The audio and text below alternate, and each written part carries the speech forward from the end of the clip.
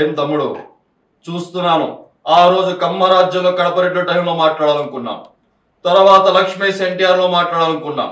కానీ ఇప్పుడు చూస్తున్నాను వ్యూహం ట్రైలర్ చూస్తాను. ఏం తమాషాగా ఉందా మీకు? నా రాజకీయ అనుభవం లేదు మీకు. ఏ రకంగా నా మీద సినిమా తీస్తారు?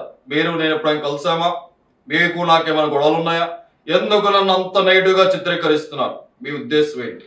ఇప్పుడు చంద్రబాబు గారు, నా పాయింట్ ఏంటంటే, ఇప్పుడు నేను పాలిటీషియన్ కాదు, నేను రాజకీయ నాయకుడు. నేను ఒక ఫిల్మ్ మేకర్, ఒక మామూలు సిటిజన్ ఆంధ్రప్రదేశ్ స్టేట్ లో. సో మిమ్మల్ని కలవలేదు, బట్ మిమ్మల్ని కలవాల్సిన అవసరం లేదు కదా. మీరు ఒక పొలిటికల్ లీడరు, 40 years ఎక్స్పీరియన్స్ ఉంది, 3 సార్లు సీఎం చేశారు, సెల్ ఫోన్ మీరే తెచ్చారు, అరేబియా మా సముద్రం కూడా తీసుకురావడానికి ట్రై చేసి మధ్యలో ఎక్కడ అవ్వలేదు. ఇలాంటి రకరకాల హైదరాబాద్ ఇలాంటి కంట్రీ సిటీ లేదు మీరు లేకపోతే. కానీ ఇవన్నీ మీరు చెప్తున్నారు, పాయింట్ 1. దీంతో పాటు ఇంకా ఏమేమి చేశారు ప్రజలు అందరికీ తెలిసిన ఉన్నాయి. మీరు ఎన్టీ రామారావు మీరు కూడా ఎలా కొడిసారు, అది ఎలా చేసి ఎన్నో ఉన్నాయి. వాటన్నిటి నుంచి వచ్చిన నా ఇంప్రెషన్ తోటి ఈ సినిమా చేస్తున్నా. అప్పుడు మీరు ప్రజల్లో ఏం చేస్తున్నారని తెలిసిన నాలెడ్జ్ కి నేను మిమ్మల్ని పర్సనల్ కలిసి నేను మాట్లాడి దాని గురించి దాని మీద తీయలేదు కదా సినిమా. అది నా పాయింట్. అలా కాదు, మీరు ఆ మాదిరిగా చూస్తే జగన్మోహన్ రెడ్డి గారి దగ్గర ఎంత ప్యాకేజ్ తీసుకున్నారు చెప్పండి, మేము అదే ప్యాకేజ్ ఇస్తాము, మమ్మల్ని హైలైట్ గా సినిమా తీయండి. మీరు సార్ మీరు నమ్మినా నమ్మకపోయినా నేను ప్యాకేజ్ కోసం, ఎందుకంటే ప్యాకేజ్ అనేది ఇప్పుడు నేను అలాగూ చెప్తే మీరు ఆల్రెడీ ఫిక్స్ అయిపోయారు కాబట్టి మీరు నమ్మరు. ఓకే, కానీ మీరు ఎంత పెద్ద ప్యాకేజ్ ఇచ్చినా, ఒకవేళ జగన్ గారు ఇచ్చారు అనుకున్నా తీరం. ఎందుకంటే ఎన్టీ రామారావు ఎందుకు తీయగా నామాన్ని తీయట్లేదు. ఎన్టీ రామారావు గారు కొన్న క్యారెక్టర్ ని పోర్ట్రేట్ చేయటంలో అక్కడ జరిగిన దాంట్లో దాని మూలాన తీయగలిగా. సిమిలర్ గా నేను జగన్ గారిని పాజిటివ్ గా చూపిస్తున్నానని మీరు అనుకుంటే అది నాకు జగన్ గారి మీద ఇంప్రెషన్, నేను దాన్ని ఎప్పుడు దాయి. ఓకే, సో మిమ్మల్ని హీరోగా పెట్టి సినిమా తీయటం అనేది ప్రపంచంలో స్టీవెన్ స్పీల్బర్గ్, జేమ్స్ కెమెరాన్ వల్ల కూడా అవ్వదు. ఎందుకంటే మీరు ఉన్నదే వినలే మొత్తం మీరు, అందుకని నేను కానీ ఎవరు కానీ మీ మీద సినిమా తీయలేదు. కరెక్ట్ గా మీరు ఎలక్షన్ మూమెంట్ లోనే సినిమా రిలీజ్ చేస్తున్నాం, దాని వల్ల నేను చాలా బాధపడుతున్నా. వారి తర్వాత చూస్తే నా కొడుకుని చాలా కామెడీగా చూపిస్తున్నారు.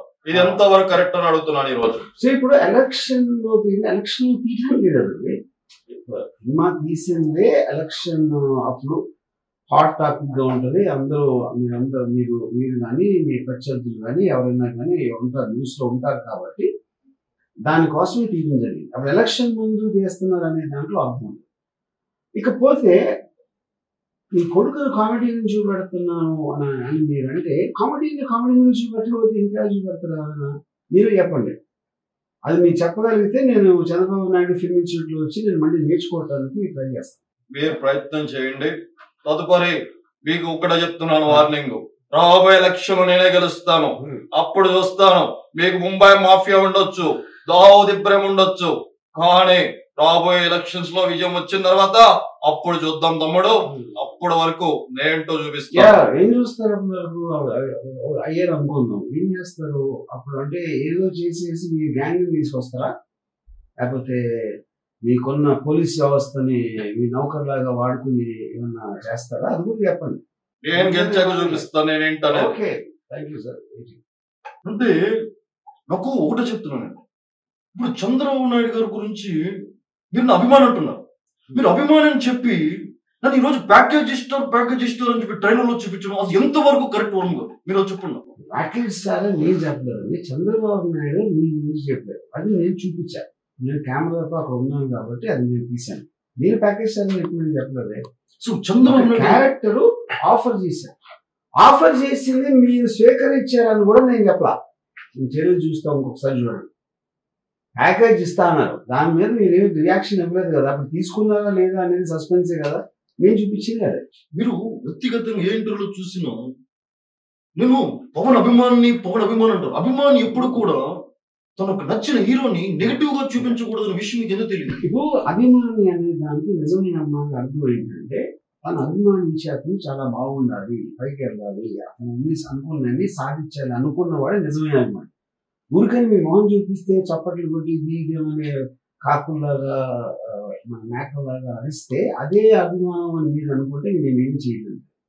నేను కేవలం మీ మంచి కోరే నేను చెప్పిన ప్రతిదీ ఒక ఉచిత సలహా, తీసుకోవడం తీసుకోపోవడం అనేది మీ జ్ఞానం మీద ఆధారపడదు. తర్వాత నాకు చాలా మంది వాట్సాప్ చేస్తున్నారు. నేను ధర్నాకి వెళ్ళినప్పుడు, చంద్రబాబు గారు అరెస్ట్ అయినప్పుడు, నేను పడుకున్నప్పుడు రోడ్డు మీద పడుకున్న ఫోటో కావచ్చు, ఎక్కడ బండల మీద పడుకున్నప్పుడు ఫోటో కావచ్చు, లేదంటే మీరు ట్విట్టర్ లో ప్రతి ఫోటోని ఎడిటింగ్ చేసి పెట్టడం వల్ల నా మనసు చాలా బాధ అనిపిస్తూ ఉంటుంది. ఎప్పుడు ఎందుకులే, సరే మనం మాట్లాడదాం, ఒక సమయం వస్తే సహిస్తాను, ఒక సమయం వచ్చినప్పుడు ఖచ్చితంగా వర్మని ప్రశ్నించాలి అనుకున్నప్పుడు ప్రశ్నిస్తున్నాను, దానికి సమాధానం చెప్పండి. ఇప్పుడు మీరు ప్రశ్నించిన, నా దవడ పగలగొట్టిన, నా బట్టలు తీసి పరిగెత్తించిన, లేకపోతే గుంచి తీసుకి చంపేసిన, అది ఆలోచన మీకు ఉండొచ్చు. కానీ అలా చేస్తే నన్ను కాదు, ఎవరిని చేసినా మీరు నుండి బొక్కలో పెడతారు. ఇది వ్యవస్థ, నేను కాదు ఎవరు కాదు. ఇక పాయింట్ ఏంటంటే, ఇప్పుడు నేను అది పెట్టినప్పుడు అది ఉన్నది నేను పెట్టింది కదా. మీరు పబ్లిక్ డొమైన్లో ఉన్నారు, మీరు ఒక సూపర్ స్టార్, మీరు ఒక పాలిటీషియన్. సో పబ్లిక్ డొమైన్లో ఎవరు ఉన్నా సరే, ఎవరైనా సరే వాళ్ళ తోచిన విధంలో ఒక రెస్పాండ్ అవ్వచ్చు దానికి. అప్పుడు నేను 1 month ముందు మీ ఫోటోలు పెట్టాను వ్యూహంలో, మీరు అది చూసి అప్పుడు సిబిఎం గారు అరెస్ట్ అయినప్పుడు నా ఫోటోలు కాపీ కొట్టేది నేను మీ మీద అభియోగం పెడితే ఏం చేస్తారు మీరు? అప్పుడు నా ఫోటోలు నేను తీసిన అదే పోజ్లో అక్కడ మీరు కూర్చుంటే మీరు నా ఫోటోస్కి మీరు వాల్యూట్ ఇస్తున్నారు. మీరు ఆల్రెడీ చేసిన దాన్ని నేను ఇమిటేట్ చేసినప్పుడు మీరు చేయొచ్చు, కానీ నేను చేసిన తర్వాత మీరు పెడితే అప్పుడు ఎవరెవరిని అడగాలి? ఇది ఒకసారి ఆలోచించాం. అంటే వ్యక్తిగతంగా మీరు సమాధానాలు బాగానే చెప్తారు, కానీ రాత్రిపూట అంటే ఏ హీరో మీద చూపించిన విధానం కరెక్ట్. మీరు నన్ను ఎందుకు ఫోకస్ చేస్తారు? అందరికన్నా మీరు ప్రతి హీరో కాబట్టి ఒకటి, నేను 2 మీరు ఒక్కరే పాలిటీషియన్ కాబట్టి, 3వది అడ్డదిడ్డంగా ఏమి కన్సిస్టెన్సీ లేకుండా మాట్లాడే వ్యక్తి మీరు ఒక్కరే కాబట్టి. దానివల్ల అభిమానులు దాడి చేస్తారని భయం లేదా మీకు? సార్ మీ అభిమానులు, నేను చెప్తాను అది చెప్పాను ఇందాక, అది ఎవరెవరైతే ఆ ఫ్రంట్ బెంచ్ మీ మీటింగ్ దగ్గర ఉండి కైకి నడుస్తారో వాళ్ళు ఫస్ట్ మీ అభిమానులు, వాళ్ళు బుర్రలేని వాళ్ళు. మీ అమ్మాయిలు లేరంటలేదు, కోట్ల మంది ఉన్నారు. మా మదర్ కూడా మీ అభిమాని. వాళ్ళు మీ సినిమాని మిమ్మల్ని అభిమానిస్తారు. మీటింగుల దగ్గరకు వచ్చి అరెస్ట్ అయ్యే వాళ్ళ గురించి మీరు క్యారీ అయిపోయి మీ అసలు అభిమాని మీరు దూరం చేసుకున్నారు. దాంట్లో మా మదర్ నేను కూడా ఉన్నాం. వెనుకలో మోడీ గారు ఉన్నారు, ఆ విషయం మీకు తెలియట్లేదు. మోడీ గారు లాంటి వ్యక్తిని నేను ఈరోజు ఎంతగానో నేను ఆయన వెనక నుండి ఇదంతా చేస్తున్నా. అనంత గొప్ప వాళ్ళు ఉన్నప్పుడు కూడా మీరు కొంచెం కూడా భయం లేకుండా నా గురించి నెగిటివ్ ప్రచారం చేస్తున్నారంటే, నేను మళ్ళా చెప్తున్నాను, ఈ 29న సినిమా ఏ రకంగా రిలీజ్ అయ్యిద్దో, ఎలా రిలీజ్ చేస్తారో చూస్తా. ఇప్పుడు ఒకటి, మీరు మోడీ వెనకాల ఉన్నదన్నారు. నేను ఏ ఫోటో చూసినా మీరు మోడీ వెనకాల ఉన్నారు. మోడీ వెనకాల లేడు. పాయింట్ 1, అది అక్కడ రాంగ్ ఇన్ఫర్మేషన్. సెకండ్ పాయింట్, ఇది చేస్తా అది చేస్తా మీరు చెప్తానే ఉన్నారు.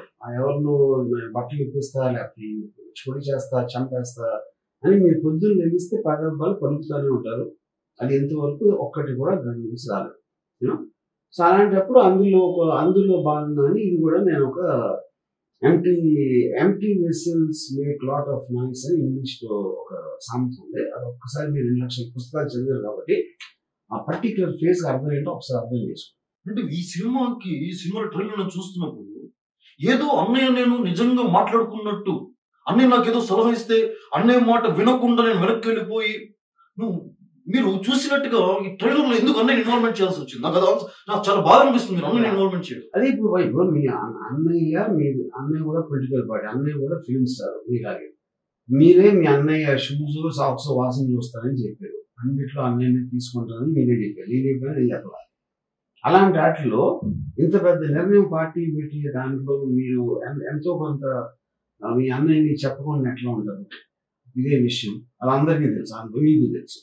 సో అలా చెప్పింది, అలా ఉన్నది, అలా అలా అదే నేను ఇచ్చాను. నిజంగా వర్మ రాజకీయాలకు దూరం అయ్యే సినిమాలో ఎంతో ఉత్సాహంగా ముందుకెళ్తున్నాను. నన్ను ఈ ట్రైలర్ లో పెట్టి వివరమైతే గాని శౌరమైతే గాని వివరం రాదు అన్న డైలాగ్ పెట్టావు. నిజంగా మీరు తమ్ముడు పెడుతున్న పార్టీకి నాకు ఎటువంటి సంబంధం లేదు, తమ్ముడికి సలహా మాత్రమే ఇవ్వగలుగుతారు. మీరు అలా చూపించడం నిజంగా నాకు చాలా ఆశ్చర్యంగా ఉంది. ఎందుకు మీరు అలా చూపించారు? అదే పాయింట్ అండి. చిన్న వైపు నేను చెప్పేది అప్పుడు చిన్న విషయం. ఇప్పుడు మీరు ఒకే ఇంట్లో వచ్చి అంత అనుబంధాలు ఉన్న అన్నదమ్ములు అని అందరికీ కథ వినిపించి మీరు స్టేజ్ మీద ఫిలిం ఈవెంట్స్ లో అంత చెప్పిన తర్వాత 100% ప్రజారాజ్యం పార్టీ అనేది ఫీల్ అనేది కదా జనసేన పార్టీ పెట్టింది. ఎందుకంటే తమ్ముడుగా మిమ్మల్ని ఏమి అనలేక ఆయన ఇంకో పార్టీ పెట్టుకున్నాడు. అప్పుడు మీరు అంత కష్టపడి పైకి వచ్చి పెద్ద స్టార్ అయ్యి మీ తమ్ముడు అవ్వటం వలన తనకు వచ్చిన బూస్ట్ తోటి తను కూడా స్టార్ అయ్యి దాని తర్వాత మిమ్మల్ని మీరు చేసింది కరెక్ట్ కాదు నేను చేస్తా ఇప్పుడు అని జనసేన పార్టీ పెట్టినప్పుడు ఆ జనసేన పార్టీ కూడా అత్యంత దారుణంగా ఓడిపోతే ఎంతో కొంత మీకు ఆనందం కలగకుండా ఎట్లా ఉంటుందని నాకు చెప్పండి. మనిషి అన్నవాడుకి ఉండకుండా ఉంటుందా అనేది అది ఊహించి నేను చేశాను. అది మీరు అనుండొచ్చు, బయట అనుండొచ్చు, లోపల అనుకుండొచ్చు, ఇంట్లో జరిగి ఉండొచ్చు. సినిమా అనేది ఇంటర్ప్రిటేషన్. గాంధీ కస్తూర్బాతో గాంధీ సినిమా తీస్తే గాంధీ కస్తూర్బా బెడ్డుని ఏం ఆడుకున్నారు డైరెక్ట్గా ఎట్లా తెలుస్తుంది? ఏ సినిమా అయినా కూడా ఇంటర్ప్రిటేషన్. వాస్తవానికి మీరు మొత్తం దగ్గరుండి చూస్తున్నట్టు మొత్తం విన్నట్టుగా మీరు చిత్రీకరణలో అల్లు అరవింద్ కూడా పక్కన పెట్టడం నిజంగా చాలా బాధ అనిపిస్తుంది. అల్లు అరవింద్ ఎందుకు పెట్టాల్సి వచ్చింది అంటే ఆయన కూడా మీ ఇంట్లో ఇంపార్టెంట్ పర్సన్ కాబట్టి మనకి అల్లు అరవింద్ గారు ఫిల్మ్స్ జానీ ఆ టైం నుంచి దానికి ఉన్న వాళ్ళిద్దరికి ఉన్న అభిప్రాయం చాలా సార్లు ఇండైరెక్ట్ గా కూడా పవన్ కళ్యాణ్ చెప్పడం జరిగింది. అందరికీ తెలిసిన ఒక విషయం ఏంటి, మీరు పవన్ కళ్యాణ్ కన్నా ఎక్కువ అల్లు అరవింద్ గారికి ఎక్కువ క్లోజ్. అలాంటప్పుడు మీ ఇద్దరు పవన్ కళ్యాణ్ గురించి వెనకాల మాట్లాడుకోవడం అనేది సహజమే కదా, అది నేను చూపించాను. చూశారు కదా వర్మ, ఈ సినిమాలో నన్ను పెట్టలేదు, లాస్ట్ సినిమాలో నన్ను బాగా పెట్టావు, జ్యోతిని బాగా చూపించావు, నన్ను బాగా చూపించావు. ఇప్పుడు వ్యూహం సినిమాలో జనాలందరూ కామెడీ ఎక్స్పెక్టేషన్ చేస్తున్నారు కదా, ఈ సినిమాలో నేను ఉన్నానా లేదా, నా పాత్ర తీసావా, క్లారిటీ చెప్పేసి. కామెడియన్ లొకేషన్ ఒక కొత్త యాక్టర్ అందుకని సినిమాలో మీ క్యారెక్టర్ పెట్టలా. అంటే లోకేష్ అంటే పప్పు అంటారు, అతనేనా? మీకు తెలుసు కదా, అందుకని వీడియో చేపిస్తారు కదా. అంటే మీరు ఏం చెప్పరు అంటే ఈ సినిమాలో నేను లేను 191 దేశాలు తిరిగాను. ఈ ఎలక్షన్ లో కూడా నేను క్యాంపెయిన్ చేయబోతాను నెక్స్ట్ ఏపీలో. మీరు నన్ను పెట్టాలి కదా, పెట్టే కదా అక్కడ జనాలు చూసి కామెడీ చూసేది, ఎందుకు పెట్టలేదు? నేను అదే చెప్తున్నాను, సినిమాలో కామెడీ అనేది ఇంపార్టెంట్, కానీ మీకన్నా బెటర్ కామెడియన్ నాకు దొరికాడు కాబట్టి ఈ సినిమాలో ఏమని పెట్టలేదు. కానీ అతి త్వరలో వేరే సినిమా తీయబోతున్నా, దాంట్లో మీరే మెయిన్ హీరో అవుతారు. ఆ బయోగ్రఫీ తీయాలని ఎప్పటి నుంచో అడుగుతున్నా. వ్యూహం తర్వాత మళ్ళీ శబ్దం తీసేస్తున్నారు. నా శబ్దాల గురించి ఎప్పుడు తీస్తారని అడుగుతున్నాను. మీరు మాట్లాడుతున్నారు, మీరు నెక్స్ట్ టైం ఎప్పుడు అన్ని చోట్ల ఎలక్షన్ పోటీ చేస్తారో ఏ సంవత్సరం ఎప్పుడైనా అయితే ఆ రోజున ఉట్టి మీరు ఒక్కరే ఉంటారు, ఏకపాత్ర మీ మీద వస్తున్నారు సార్.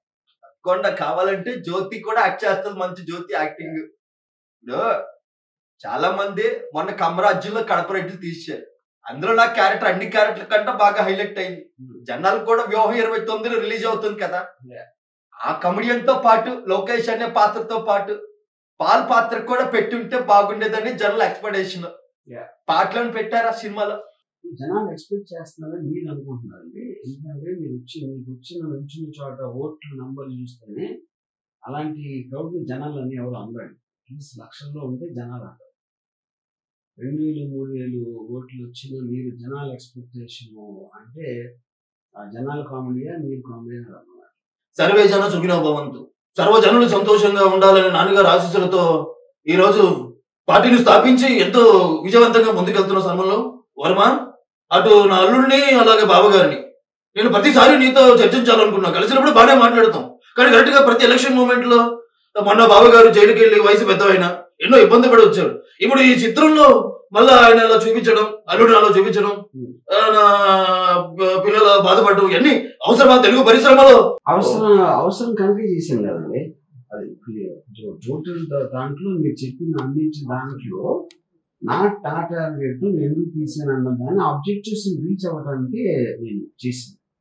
మీరేమో అంత పెద్ద కుటుంబంలో ఎన్టీ రామారావు గారి కొడుకు మీరు చేసి అక్కడ ఆ టైంలో మీరు మీ ఓన్ ఫాదర్ కి మీరు వెన్నుపోటు పొడిసిన వాళ్ళతో మీరు చేరి అవన్నీ చేసి దాని తర్వాత అన్ని సంవత్సరాలు అయ్యాక మీరు ఆహా ఛానల్లో దానికి జస్టిఫికేషన్ ఇవ్వడానికి కూడా మీరు సీరియల్గా ట్రై చేస్తే, నా ఉద్దేశంలో మార్వలిస్టిక్ గా మాట్లాడితే రియలిస్టిక్ గా కాకుండా అది మీరు ఇంకా పెద్ద వెనుకబడి పొడిస్తారు సీరియల్ గా కన్నా ఎక్కువ మీ ఫాదర్ అని నా ఉద్దేశం. అంటే తెలుగు చలనచిత్ర పరిశ్రమలో ఎంతో మంది ఉన్నారు, అందరి మీద తీయకుండా కేవలం అంటే ఒక బాలకృష్ణ ఉన్నాడు అనే భయం లేదా మీకు? నాకు ఎవరి మీద భయం లేదండి. నేనంటే నేను కూడా భయపడను. సో పాయింట్ అది ఇప్పుడు నేను మీకు సినిమా తీయను, మీరు నాకు చేయరు, నాకు అది లేదు. ఇంకా పర్సనల్ గా నేను ఒక సిటిజన్ గా నా ఒపీనియన్ చెప్తున్నాను సినిమా. కేవలం ఎందుకు బావగారిని మాత్రమే టార్గెట్ చేయాల్సినటువంటి పరిస్థితి, చాలా రాజకీయ నాయకులు ఉన్నారు, ఎన్నో ఉన్నాయి. నేను కూడా పార్టీలో కీలకమైనటువంటి వ్యక్తిగా ఉన్నాను. అలాగే అల్లుడు పాదయాత్ర చేస్తున్నాను. ఈ వ్యూహం ట్రైలర్ లో మొత్తం అల్లుడు జంతుకులు తిన్నట్టుగా అది చిత్రీకరించడం, తర్వాత బావగారిని ఎందుకు తెలుగు పరిశ్రమ అంటేనే మన ఇద్దరు ఒక అన్న తమ్ముళ్ళలాగా కళ్ళమ్మ తల్లి బిడ్డలాగా ఉండాలి. ఏ డైరెక్టర్ చేయని పని కేవలం మీరు మాత్రమే చేస్తున్నారంటే అది తెలుగు సినీ పరిశ్రమలో ఎంతవరకు సమన్వయం? మీరే పవన్ కళ్యాణ్ గారికి వచ్చే వాళ్ళు ఆలోచన అంటారు, మీరే బ్రెడ్ వేరు బ్రీడ్ వేరు అని మీరే అంటారు. సెగ్రిగేషన్ చేసినంత ఫస్ట్ మీరు, ఫస్ట్ ఆఫ్ ఆల్. దాని తర్వాత తెలుగు ఇండస్ట్రీ అంతా కళామ తల్లి అంటే మీనింగ్ పాయింట్ 1. దాని తర్వాత జంతికల జ్యోతి అంటున్నా చూపిస్తున్న అల్లుడిని అంటే నేను చెప్పాను, అది లొకేషన్ నేను చెప్పాలి. మీరు అనుకుంటే మీకు తెలుసు కాబట్టి మీరు ఎందుకు అనుకుంటున్నారు, కానీ ఎప్పుడు తింటా ఉంటాం, మీరు చూశారు కాబట్టి మీరు ఇన్ఫర్ చేస్తారు. అప్పుడు అది మిమ్మల్ని మీరు ప్రశ్నించుకోవాల్సిన ప్రశ్న నన్ను అడగటం కాదు. చివరిగా సూటి ప్రశ్న, ఎందుకు చంద్రబాబు అంటే ఇష్టం లేదు, ఎందుకు జగన్మోహన్ రెడ్డి అంటే మాత్రం ఇష్టం? ఎందుకు మీరు జగన్మోహన్ రెడ్డికి మిగతా ఇప్పటికీ చాలా చిత్రాలు, లక్ష్మీ ఎన్టీఆర్ ఆ సమయంలో కూడా చాలా ఆవేశపడినటువంటి సందర్భం, మరలా ఇప్పుడు ఇది ఎందుకు? దీనికి క్లియర్ ఆన్సర్ అండి. December 29th మీరు ఏదైనా మీ చాలా విలువైన సమయంలో 2 గంటలు కేటాయించి వ్యూహం సినిమా చూస్తే మీకు క్లియర్ కట్ సమాధానం వచ్చేస్తుంది. సరే, నేను కూడా పెద్ద బడా నిర్మాతనే, నేనే ఒక ఎన్టీఆర్ ఆర్ట్స్ తరపు నుంచి మీకు ఇస్తాను. నాన్నగారి మీద ఒక అద్భుతమైన బయోపిక్ తీయండి. రాజశేఖర రెడ్డి గారు చేసిన తప్పు ప్రచారం అది ఎందుకు కేవలం వైఎస్ కుటుంబాన్ని మాత్రమే హైలైట్ చేస్తూ సినిమాలు తీయడం, నాన్నగారి చరిత్రను చెప్పలేకపోవడం, బావగారు నడిపించడం ఎందుకు? వర్మ గారు చాలా ఆవేశంతో అడుగుతున్నా మిమ్మల్ని. డెఫినెట్ గా మంచి ఐడియా అండి. అప్పుడు మీరు చంద్రబాబుతో కలిసి ఇద్దరు కలిసి మీ ఫాదర్ని ఎలా వెన్నుపోటుకొచ్చారు అనే ఒక దాని మీద చాలా డీటెయిల్ గా సినిమా తీయడానికి మంచి డ్రామా ఉంటుంది. అది మీరే ప్రొడ్యూస్ చేస్తానంటే నాకు ఏమాత్రం అభ్యంతరం. ఏదైనప్పుడు కూడా 29న సినిమా ఏ రకంగా రిలీజ్ చేస్తారో, ఏ రకంగా థియేటర్లో అవుతే నా తెలుగు తమ్ముడు సత్తా ఏంటో, నందమూరి అభిమానుల యొక్క సత్తా ఏంటో చూపించే సమయం నాకు వచ్చింది, బావగారికి వచ్చింది. అలాగే నా తమ్ముడు కళ్యాణ్ అభిమానులు కూడా అందరూ చూస్తారు. 29న మీరు ఒక్కలే, మేము ముగ్గురు. మీ వైపు జగన్మోహన్ రెడ్డి ఉండొచ్చు, ఎవరైనా ఉండొచ్చు, ఆర్జీవి ఎంతైనా ఉండొచ్చు, కానీ ముగ్గురు కలిస్తే ఏ రకంగా థియేటర్లో ఆడతారో రిలీజ్ చేస్తారో మేము చూస్తాం. ఇప్పుడు రజనీకాంత్ సినిమా చూస్తుంటారు, సినిమా ఒకటే సింగిల్ గా వస్తుంది. అలాగా మీరు ముగ్గురు వస్తున్నారు, నేను సింగిల్ గా వస్తున్నా, అలాగే జగన్ కూడా సింగిల్ గా వస్తున్నారు. అంటే మీరంటే వెనకాల జగన్, నాకు తెలిసి ఇదంతా వెనకాల. నాకు వెనకాల ముందు ఎవరు ఉండరండి, ఎందుక ఏదో అన్నట్టు ఎవరు వెనకాల అది ఉండాల్సి, మీరు అందరూ పక్క పక్కన అంటారు, ఒకటి కనిపించరు, ఒకటి మాయమైపోతారు, ఒకటి మళ్ళీ తర్వాత వస్తారు. అంత ఇన్కన్సిస్టెన్సీ ఉన్న గ్రూప్ కి నేను ఫస్ట్ నుంచి నేను ఒకదాని మీద నిలబడుతున్నాను.